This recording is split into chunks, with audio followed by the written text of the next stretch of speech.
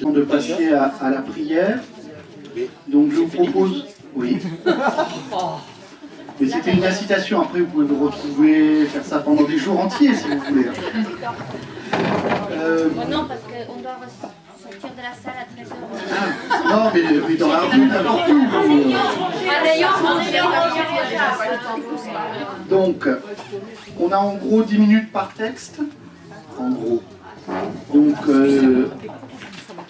j'espère que ça a été, que ça a porté du fruit, ces échanges, que ça peut être aidé aussi à lire les textes différemment. Souvent, quand on lit tout seul, on est marqué par un point ou l'autre, hein, ou on a une grille de lecture. Quand on entend quelqu'un d'autre lire, du coup, on découvre des choses auxquelles on n'était pas forcément attentif soi-même. Alors, sur cette première finale de l'Évangile selon saint Marc, ceux qui ont un peu travaillé ce texte, qui ont échangé sur ce texte, quelles sont peut-être les découvertes que vous avez faites, qu'est-ce qui vous a marqué, quelles sont les questions que vous pouvez avoir eues en suspens, parce que vous êtes peut-être interrogé, mais sans avoir aucune réponse. Voilà, d'échanger un peu là-dessus. Donc on va faire passer un micro. Donc normalement c'était les tables impaires, mais peut-être qu'il y a eu d'autres qui ont été concernés.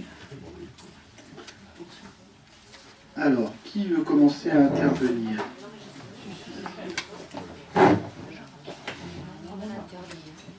Les tables impaires, on ne va pas les dénoncer.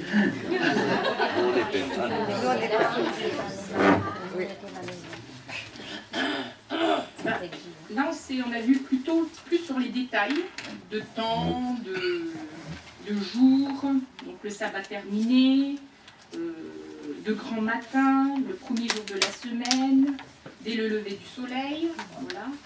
Par rapport aux personnes, donc elles ne sont pas, enfin, c'est pas qu'une seule personne, là il y en a plusieurs, il y en a 3. On se disait par rapport au déplacement, comme on avait vu tout à l'heure, qu'on parlait de déplacement. Donc, elles partent d'une question un peu concrète, hein, comment elles vont faire pour dégager l'entrée du tombeau. Et après, on a vu aussi par rapport aux attitudes, levant les yeux, elles s'aperçoivent, c'est sur le regard, disons, elles virent. On se disait aussi par rapport assis à droite, il y avait un symbolisme par rapport assis à la droite du Père, ou voilà. Là, c'est vraiment, après, on s'était dit aussi un jeune homme, voilà, qu'on parlait d'ange là, mais là, c'est nommé comme jeune homme, vêtu de blanc.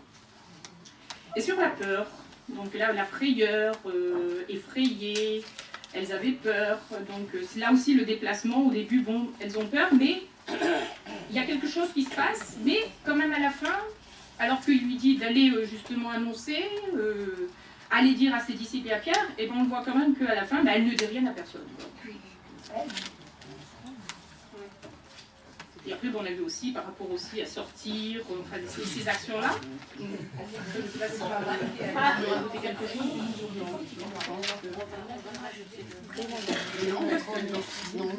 Non, c'est tout à fait ça. Et donc, il les envoie aussi, on voit la mission, aller dire à ses disciples et à Pierre.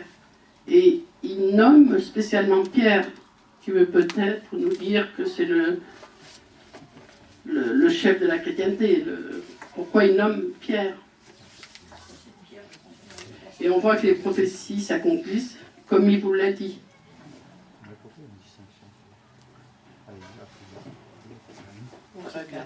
Alors table 3 ou table 5, au choix. Bon, on ne répétera pas ce qui a été dit, parce que nous l'avons relevé aussi. Nous avons relevé dans le détail des paroles du jeune homme vêtu de blanc. Bon, le blanc, est-ce qu'on y voit aussi une allusion à la transfiguration? La précision, vous cherchez Jésus de Nazareth, le crucifié, pas n'importe lequel. Bon, voilà. Et ensuite, il vous précède en Galilée, c'est-à-dire, enfin, vous ne l'avez pas vu, il est déjà là.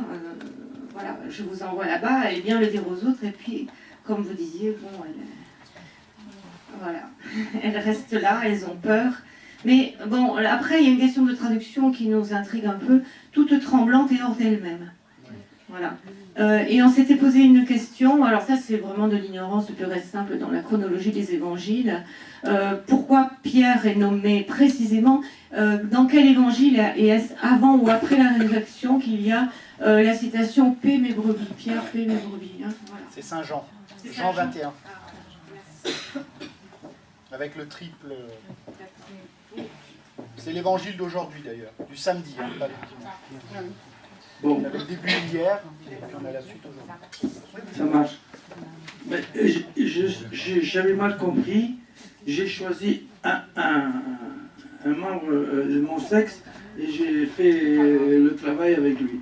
Alors, maintenant je parle au nom de la table là. On a fait exactement les mêmes choses que tout le monde. On a analysé le texte et on a eu à peu près les mêmes impressions. Tout ce qui n'a pas été dit pour moi, c'était ce que l'ange dit, enfin le jeune là, il dit ne soyez pas effrayés. Voilà. Et c'est un peu dans la Bible, on trouve souvent ce mot. Il paraît qu'il y en a 354 dans la Bible, pour quelqu'un qui les a comptés, n'aie pas peur. Et là, c'en est un de ces choses, parce que les frayeurs qu'ils ont eues, elle est naturelle, et après, ils se sont barrés, confus, voilà. Après, ils ont sûrement raconté plus tard ce qui s'était passé, puisque ça arrivait jusqu'ici à nous. Ça veut dire qu'après, ils l'ont raconté. Mais sur le coup, ils sont barrés, voilà.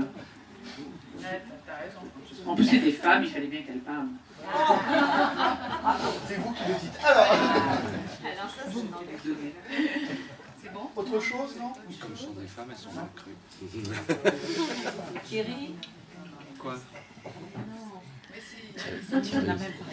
Oui, Tu parles des bon, on a dit à peu près, hein, tout est ressorti. Par contre, nous, on se disait, donc elles n'ont rien dit à personne, elles avaient peur, ok. Mais alors, est-ce que, donc elles n'ont pas vu Jésus de fait, hein, elles n'ont vu que l'ange, l'homme vêtu de blanc. Alors on se disait, est-ce que peut-être Marie-Madeleine est restée et après c'est elle qui a rencontré le jardinier? Et alors elle, après, parce que dans ce déplacement dont parlait Thierry ce matin, jusque-là c'est sûr, c'est un début de déplacement, mais ça s'arrête là parce que Jésus, elles ne l'ont pas vu.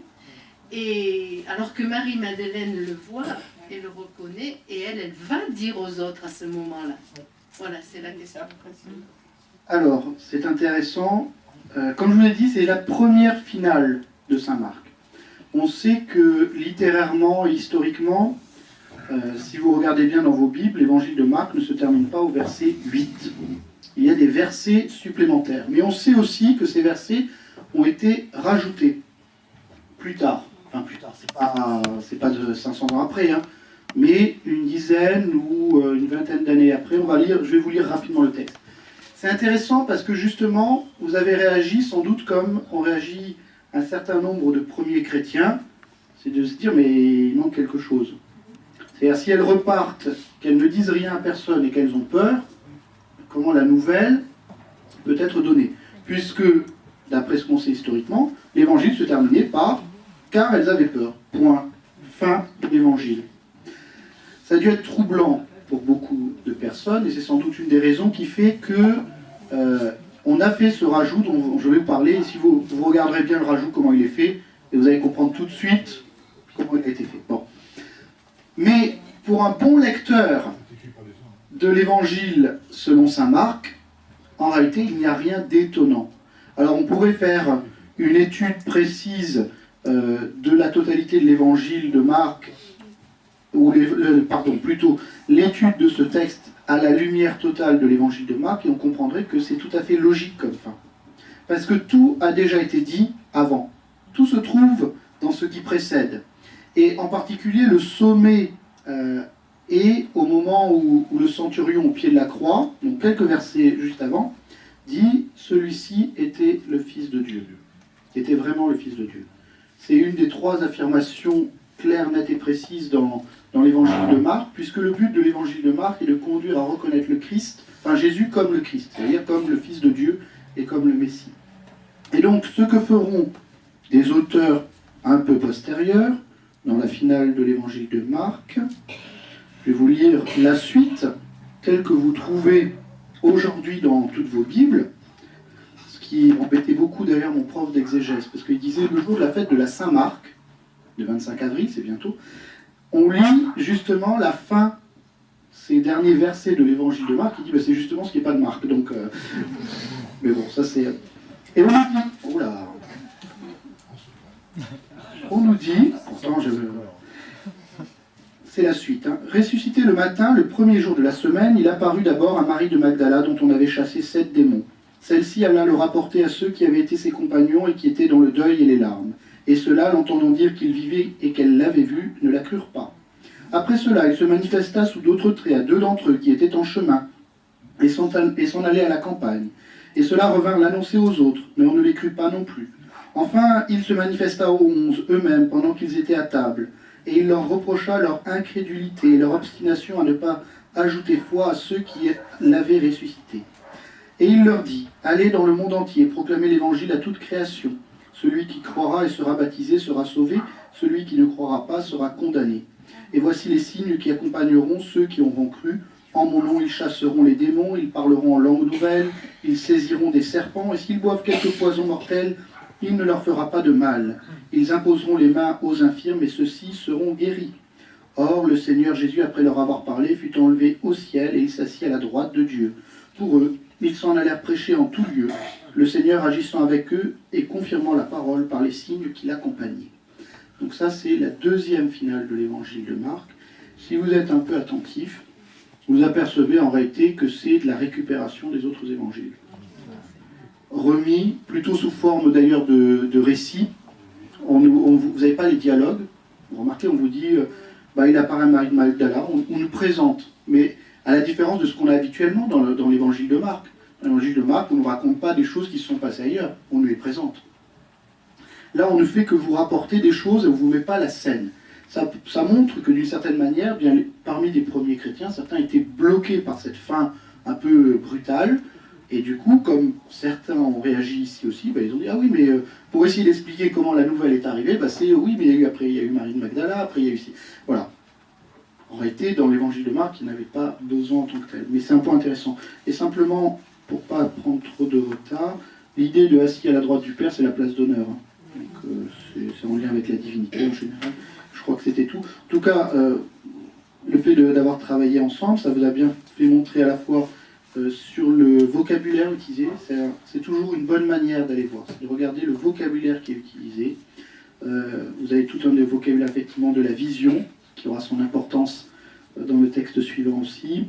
La question de sortir, la question de la peur, qui est omniprésente dans ce passage. Et d'ailleurs, dans le texte grec, on utilise plusieurs verbes différents. Il y a effrayer, il y a avoir peur. Donc voilà. C'est pour ça que les traducteurs, des fois, ils tournent un peu pour pouvoir dire ça. Vous avez bien noté l'histoire que ce n'est pas un ange. C'est vrai que la tentation tout de suite, c'est de dire l'ange. Alors le jeune homme vêtu de blanc, c'est intéressant parce que vous avez un jeune homme aussi dans l'évangile de Saint Marc. Vous l'avez entendu dans le récit de la Passion. C'est celui qui est parti tout nu. Voilà. Et c'est exactement le même mot, pas nu, mais jeune homme, qu'on retrouve et qui ne se trouve quasiment que là, dans l'évangile. Donc peut-être qu'il y a quelque chose qui est voulu par l'auteur de l'évangile de Marc, de nous dire, attention, ce jeune homme, mais justement, maintenant il est vêtu de blanc. Est-ce une image métaphorique du Christ qui va être dénudé et qui va être revêtu de blanc? On peut avoir peut-être une interprétation de ce genre-là. Voilà. C'est toujours intéressant d'aller voir le vocabulaire lui-même. Quelquefois, nous on a tendance, et je pense que c'est pas un hasard que Saint Marc utilise le mot de jeune homme et n'utilise pas le mot d'ange qu'on trouve dans Luc ou dans Matthieu. Voilà. Et vous n'avez pas de l'apparition de Jésus, vous n'avez pas de l'apparition de Jésus, ça c'est intéressant aussi, mais peut-être justement à cause de cette idée de ce jeune homme, et ainsi de suite. Voilà. C'est un moyen simple de pouvoir lire un texte à 2, à 3, mais vraiment de rester sur le texte, parce que c'est vrai que souvent le risque c'est de partir tout de suite dans des interprétations. Mais regardez le vocabulaire, les personnages, les lieux, et du coup il y a des choses qui apparaissent, des déplacements. C'est vrai que vous avez entendu ce que vous avez dit Thierry, donc ça, vous avez été attentif aussi dans la relecture à tout ça. Très bien, donc un grand merci aux tables impaires. Passons aux tables paires. Donc c'était un texte très connu qui est celui de l'Évangile selon Saint Jean Thomas. Alors qui veut commencer dans les tables paires?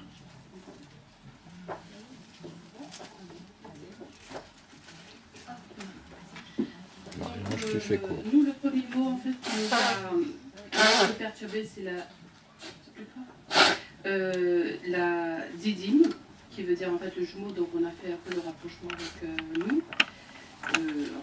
Voilà, on est les jumeaux de Thomas. Ensuite, ce qui nous a interpellé aussi, c'est quand les disciples, les autres disciples lui disaient: nous avons vu le Seigneur. Donc nous étions, donc il y a un groupe qui était déjà formé, c'est-à-dire en église, alors que Thomas, lui, était encore seul. Il était dans le jeu, dans l'ego. Voilà, donc voilà, on a trouvé qu'il était encore aveuglé. Ensuite, Jésus apparaît donc de nouveau dans la maison. Là, on ne sait pas pourquoi de nouveau dans la maison, pourquoi il y a le de nouveau. Ah, c'est la suite du texte, puisque avant, Oui, c'est le jour de Pâques. Hein. Oui, on sait, mais le mot de nouveau, comme il faut qu'on fasse attention. D'accord. Et donc, forcément, la porte était verrouillée, comme le texte précédent. Donc là, une fois de plus, donc, on renvoie donc ce corps spirituel, non dématérialisé. Et donc là, c'est vraiment Jésus incarné, Dieu incarné finalement. Enfin, c'est ce qu'on a ressenti, l'incarnation de Dieu qui est là parmi eux. Et il demande à Thomas de toucher, donc de mettre les doigts au niveau de ses côtes, etc. Ensuite, le dernier point, qu'est-ce que c'était le dernier point qu'on avait vu? Voilà, heureux ceux qui croient sans avoir vu. Voilà, en fait, Jésus nous demande en fait de voir vraiment avec des yeux du cœur.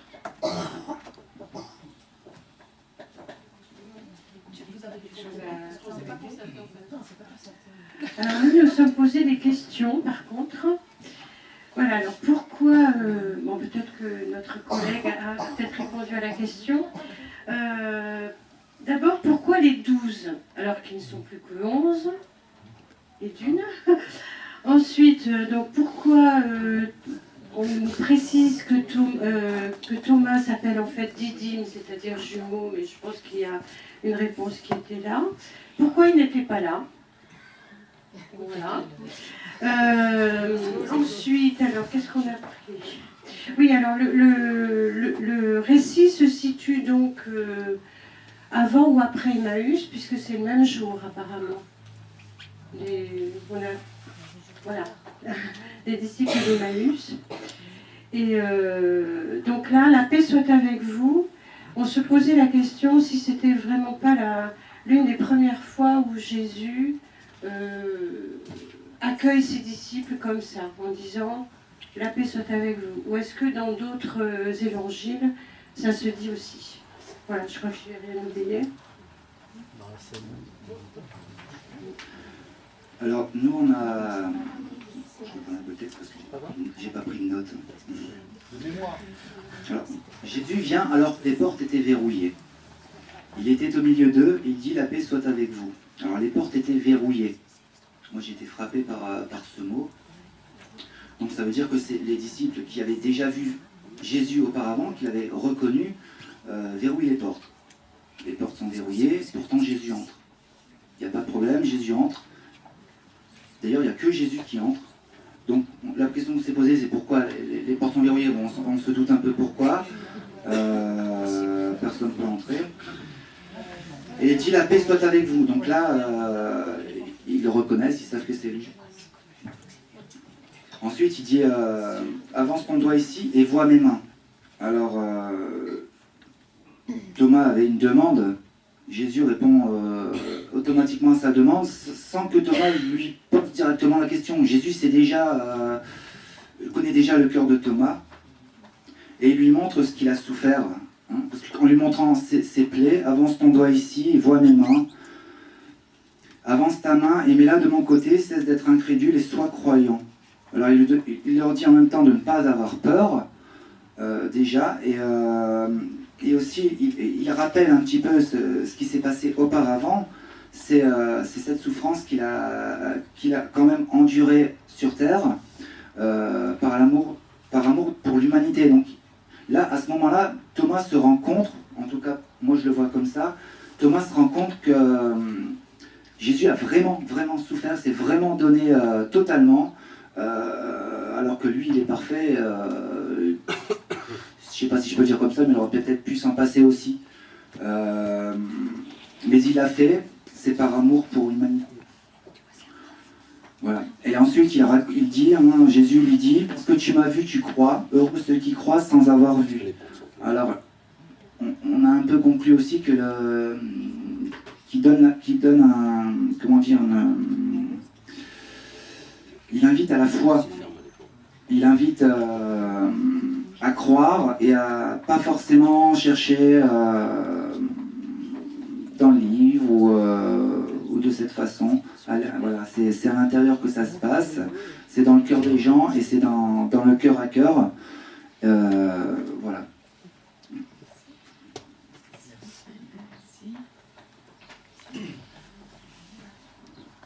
Voilà, alors, comme ça a déjà été dit, mais enfin je répète, l'un des 12, Thomas, donc Thomas, appelé Didyme, c'est-à-dire que ça veut dire des jumeaux. Jumeaux, c'est-à-dire que nous sommes considérés, nous, comme devant devenir croyants comme lui, comme Thomas, c'est-à-dire que nous sommes considérés comme son jumeau.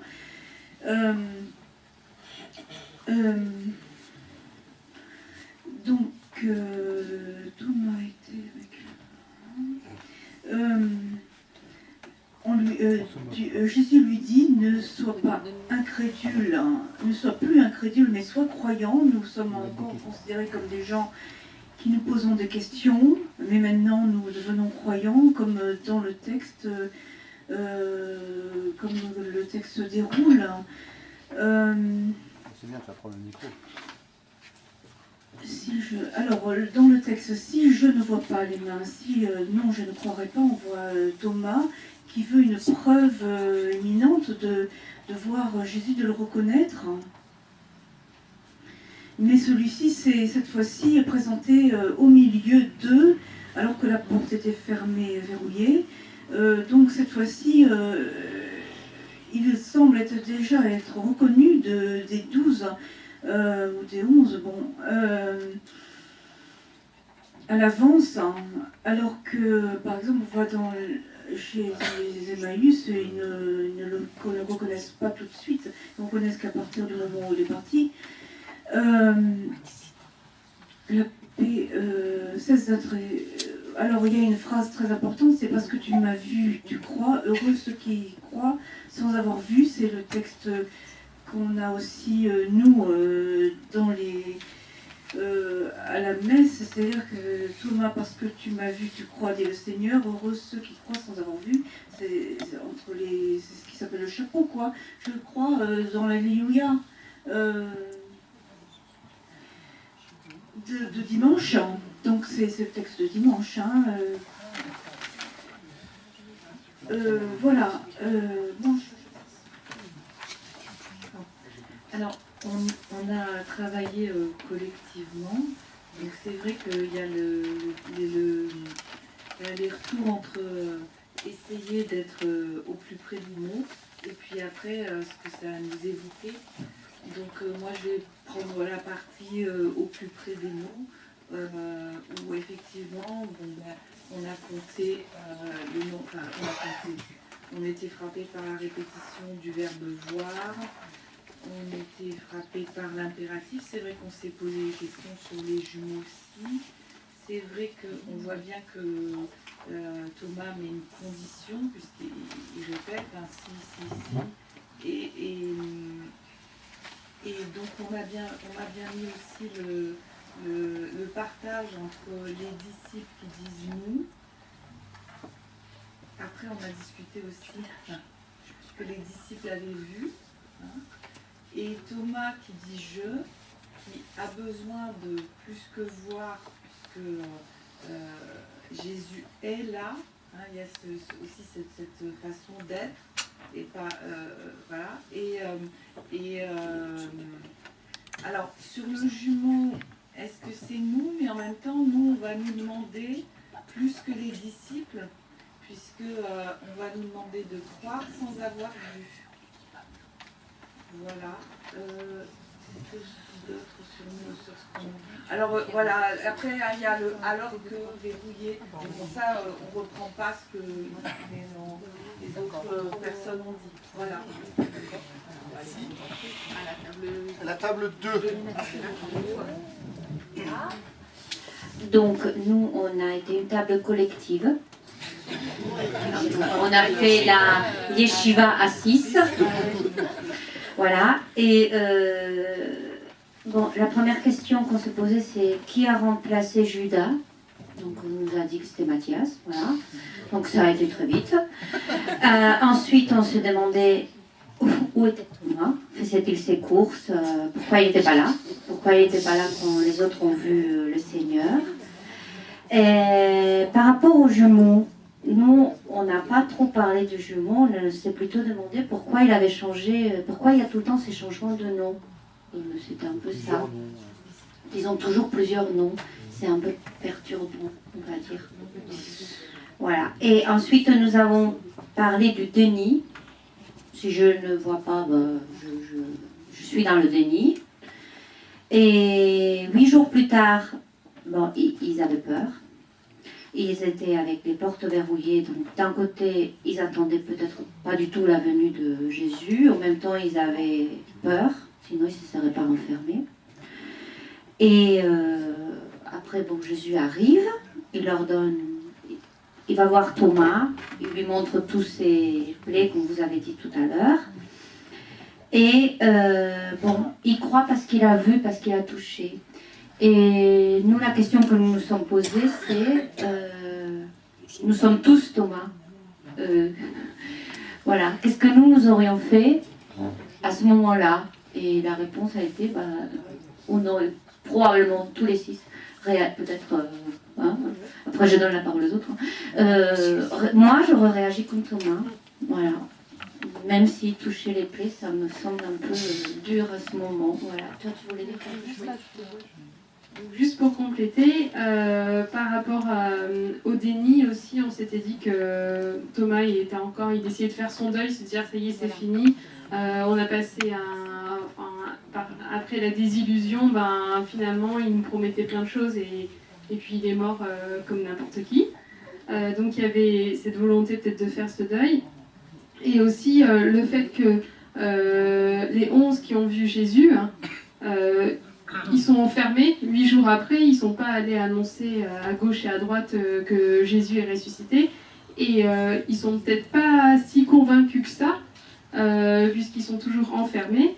Et on s'est dit que là aussi, il y a une certaine pédagogie. C'est certes utile pour Thomas que Jésus vienne, mais pas que pour lui et aussi pour les autres. Et enfin, la dernière phrase, « Heureux ceux qui croient sans avoir vu », comme Violetta l'a dit, nous, on aurait peut-être réagi comme Thomas. Et aussi, cette phrase est très actuelle aujourd'hui, puisque nous, on n'a pas vécu avec Jésus. Enfin, il est là, comme on a dit, mais il y a aussi, c'est une phrase actuelle. Alors, je vais essayer de faire... Voilà. Je vais essayer de faire très vite, parce que sinon... Alors, je veux simplement souligner 2 petites choses vite fait concernant l'évangile de Jean.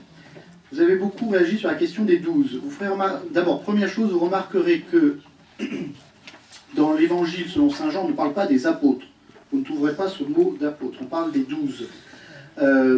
Et c'est comme un groupe constitué. C'est-à-dire quand on dit que Thomas, l'un des 12, on n'est pas en train de discuter, de savoir si le groupe des 12 est encore 12 ou s'ils sont plus que 11. C'est juste le fait de dire, il fait partie du groupe des 12. C'est-à-dire ce groupe un peu plus rapproché du Christ, mais qui ne porte pas le nom d'apôtre dans l'évangile selon saint Jean. Ce qui est normal, puisque dans l'évangile selon saint Jean, les disciples ne sont jamais envoyés en mission, à la différence des évangiles synoptiques. Vous avez les envois des 12, des apôtres, puisque le mot d'apôtre, je vous rappelle que ça vient du verbe grec apostoléo, qui veut dire envoyer. Et c'est normal puisque c'est au soir de Pâques que Jésus les envoie, puisqu'il leur dit comme le Père m'a envoyé, moi aussi je vous envoie. C'est à partir de ce moment-là qu'ils deviennent des apôtres, même si le mot n'apparaît pas à ce moment-là. Donc c'est toujours important de replacer dans l'évangile en question. C'est pour ça que je vais quand même dire une chose sur Emmaüs. Oui, on peut parler d'Emmaüs, on peut essayer de faire correspondre la chronologie des différents évangiles sur les apparitions, mais si vous tentez ça, vous allez tomber sur un os. Parce que les chronologies ne sont pas les mêmes d'un évangile à l'autre. Voilà. On l'a déjà vu avec Marc, d'ailleurs. Donc il n'est pas du tout question des disciples d'Emmaüs. Je vous rappelle d'ailleurs que les disciples d'Emmaüs ne se trouvent que dans l'évangile selon saint Luc. On ne les trouve pas dans Matthieu, et dans Marc, on peut croire qu'ils y sont, mais sans doute comme un raccrochage de Luc postérieur. Donc c'est un texte propre à Luc. En tout cas, les exégètes en général disent qu'il est texte propre à Luc. Sur les questions... Alors pourquoi il n'était-il pas là? Je n'en sais rien. Sur la question de verrouiller, effectivement, il faut revenir au début du texte, en parlant du soir de Pâques. Hein. Le soir, ce même jour, le premier de la semaine, les portes étaient closes, là où se trouvaient les disciples par peur des Juifs. Jésus vint et se tint au milieu d'eux, ainsi de suite. Donc, voilà. C'est vraiment, la peur est encore présente. On l'a aussi dans la version lucanienne, hein, puisque vous aurez au récit de Pentecôte, dans les Actes des Apôtres, bien qu'ils sont enfermés par peur. Et que justement l'Esprit Saint va les faire sortir. Donc il faut la venue de l'Esprit Saint pour être capable de sortir, ce qui est en accord avec ce qui est dit de l'Évangile selon saint Jean, hein, puisqu'il leur remet l'Esprit Saint en leur disant qu'ils doivent partir, mais ils ne sont toujours pas partis, mais ça va venir. Deux petites choses propres au texte et sur la manière de lire saint Jean. Vous avez beaucoup regardé la question de Thomas. Alors, je ne vous ai pas demandé de le faire, mais ce qui est intéressant, peut-être que certains dans des groupes se sont dit, mais quand est-ce que Thomas apparaît précédemment dans le récit de l'Évangile selon saint Jean? Et dans quel contexte? Simplement, rapidement, on en parle deux fois de Thomas. On en parle au moment de la résurrection de Lazare, tout à fait au début, quand ils doivent partir, et que Jésus dit... parce qu'il y a une question liée à la mort, hein, à ce moment-là, et que Jésus est en Galilée, doit aller en Judée, et que tout le monde a un peu la pétoche quand même, hein, en se disant ça va peut-être pas bien se passer ce coup-ci en Judée. Ce qui sera le cas, puisque c'est ce dernier voyage, en tout cas tel qu'il est présenté chez saint Jean, de Jésus qui va en Judée, il va rester dans la région de Béthanie, et puis ensuite il va monter à Jérusalem pour la dernière fois. Thomas va dire montons avec lui et mourons avec lui. Voilà, il y a cette idée de la mort qui est présente. La deuxième fois où on voit Thomas dans ce récit, c'est, dans le récit en tout cas où il parle, c'est lors du dernier repas. Quand Jésus dit « je dois partir » et ainsi de suite, vous savez, et que Thomas dit « mais nous ne savons même pas où tu vas, comment pourrions-nous en connaître le chemin ?» Et c'est là que Jésus lui dit « mais Thomas, tu ne sais pas que moi je suis le chemin, la vérité et la vie. » C'est à Thomas qu'il répond à ce moment-là. Donc voilà, il y a quelque chose lié. Sur la question de Didyme, alors, on peut avoir une vision spirituelle, ce qui a été fait, hein, c'est-à-dire de dire c'est notre jumeau, cette idée de personnage auquel nous sommes appelés à nous identifier fortement dans l'Évangile selon saint Jean se trouve, en particulier avec la figure du disciple bien-aimé. Qui est ce disciple bien-aimé? Le fait qu'on ne le nomme pas. Alors tout le monde dit que c'est Jean, mais en tout cas, ce n'est qu'une interprétation. Vous trouverez des exégètes aujourd'hui qui diront le disciple bien-aimé est une figure qui est mise pour que le lecteur s'insère dans le récit et que lui-même soit ce personnage au pied de la croix et dans tous les moments. C'est une manière, hein, c'est pas forcément. Didyme, ça peut être effectivement la question du jumeau. Est-ce que moi-même je ne suis pas en alter ego de Thomas? C'est peut-être tout simplement lié qu'il avait un jumeau, ce Thomas. Et que du coup, dans le groupe des 12, on dit, on l'appelle le jumeau. Comme on donne des surnoms à quelqu'un. Voilà, ça arrive. Mais on n'a pas de réponse, hein, je vous dis simplement des hypothèses. La dernière chose, vraiment, quelqu'un l'a relevé, c'est la question du vocabulaire, c'est la question de voir. La question de voir est une question fondamentale dans l'Évangile selon saint Jean. C'est un mot que vous allez retrouver de multiples fois. D'habitude, le disciple qui est plutôt attaché à la question du voir, c'est plutôt Philippe. Parce que Philippe, c'est celui qui va être choisi par des Juifs d'origine grecque qui vont leur dire « on veut voir le Christ ». Un moment, c'est au chapitre 11, je crois, de l'évangile selon saint Jean. On veut voir le Christ. Donc Philippe amène ces Juifs à... Et c'est celui qui dit, lors du dernier repas, Philippe, c'est celui qui dit « fais-nous voir le Père, cela nous suffit ». Et que Jésus lui répond « mais qui m'a vu, a vu le Père ». Ça fait si longtemps que je suis avec vous, et toi, Philippe, tu ne sais pas que qui m'a vu, a vu le Père. La question de la vue est une grave question, et en même temps, une limitation donnée par le Christ. C'est-à-dire, le voir n'est pas suffisant. Et c'est ce qu'il dit, d'ailleurs, bienheureux ceux qui croient sans avoir vu. Donc voilà, c'était peut-être, comme ça je termine à midi, j'ai un quart d'heure de retard, mais voilà, c'est pour vous inviter justement à remettre et de vous dire, tiens, le verbe voir, ça veut dire quelque chose dans l'évangile selon saint Jean, pour peut-être bien comprendre ce qui est en jeu dans ce passage sur le voir, je vais aller voir dans le reste de l'évangile selon saint Jean ce qui se trouve. Vous avez des petits outils très bien qui s'appellent, ça y est, j'ai oublié le nom, des concordances. Les concordances, c'est un petit livre tout simple dans lequel vous avez les mots par entrée qui vous renvoient à tous les versets dans le Nouveau Testament ou dans la Bible tout entière, mais je vous conseille plutôt le Nouveau Testament, qui va vous renvoyer à tous les fois où on voit ce mot. Et c'est une manière parfois de mieux comprendre un texte. Alors, ou bien on est comme beaucoup à connaître, enfin, comme beaucoup de moines, de saints qui lisent régulièrement la parole, donc dès qu'ils entendent le verbe voir, ils pensent, comme je viens de le faire là rapidement, mais vous l'avez de multiples fois, ah bah tiens, ça fait penser à ça, ça fait penser à ça, ça fait penser à ça, donc ça rentre en ligne de compte dans l'interprétation. Si ce mot-là y est, c'est pas par un hasard, surtout chez saint Jean. L'utilisation des mots, vous l'avez vu, je l'ai fait aussi avec l'histoire du jeune homme dans Marc, l'étude du vocabulaire est une manière de mieux comprendre le texte. Je ne dis pas qu'il faut y passer des heures et des heures, mais plus on lit les Écritures, plus ça va se faire facilement, parce qu'on va y penser. L'idée de Thomas, c'est de dire, ah bah tiens, Thomas, ah oui, il a fait ça. Et de bien penser dans quel livre biblique ça se trouve. Par exemple, je vous disais sur Emmaüs, et ainsi de suite. Voilà, c'est juste des trucs que je vous donne, mais qui sont des moyens de pouvoir mieux entrer dans le texte. C'est pas une finalité, hein. L'étude ne suffit pas. Après, il faut être dans la prière, il faut être aussi dans la contemplation, et c'est pas une fin en soi. Mais ce sont des moyens qui peuvent nous permettre d'éviter les contresens et de mieux entrer dans la compréhension du texte. Parce que l'auteur biblique, et Dieu lui-même à travers le texte donné et rédigé par un homme, mais qui est parole de Dieu, hein, c'est-à-dire la parole d'homme et parole de Dieu, eh bien vient nous dire quelque chose, et le vocabulaire a son importance.